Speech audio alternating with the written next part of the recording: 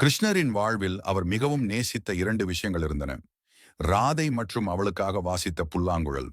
ஒரு நாள் ஸ்ரீதாம முனிவர் ராதைக்கு ஒரு சாபம் அளிக்கிறார். நீ ஒரு முறை கண்ணனை சந்தித்தால் அடுத்த 100 ஆண்டுகள் அவனை மறுபடியும் காண முடியாது. இதை கேட்ட ராதையின் மனம் சிதறியது. கிருஷ்ணனை சந்திக்காமல் இருக்க முயன்றாலும் அவளால் அதை செய்ய முடியவில்லை. என்ன நேர்ந்தாலும் பரவாயில்லை என்று முடிவு செய்து அவனை சந்திக்க சென்றாள். ஆனால் அந்த நாளே விதியின் சூழ்ச்சியால் கிருஷ்ணர் ராதையை விட்டு பிரிந்து மதுராவுக்கு செல்கிறார். அவள் எதிர்பார்த்ததைப் போல் அவர் திரும்ப பிருந்தாவனத்திற்கு வரவே போவதில்லை. 100 ஆண்டுகள் கடந்து விடுகின்றன.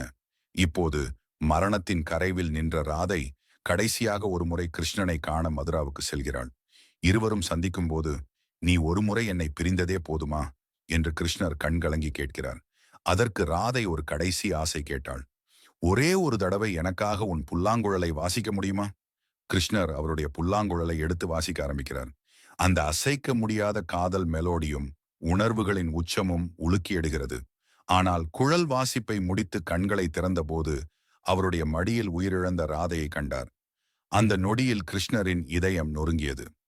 நான் உயிராக நேசித்த ராதை இல்லாத நேரத்தில் அவளுக்காக வாசித்த புல்லாங்குழல் இருந்தும் என்ன பயன் என்று சொல்லிக்கொண்டு அவர் அந்த புல்லாங்குழலை இரண்டாக உடைத்து தூக்கி எறிந்து விடுகிறார்.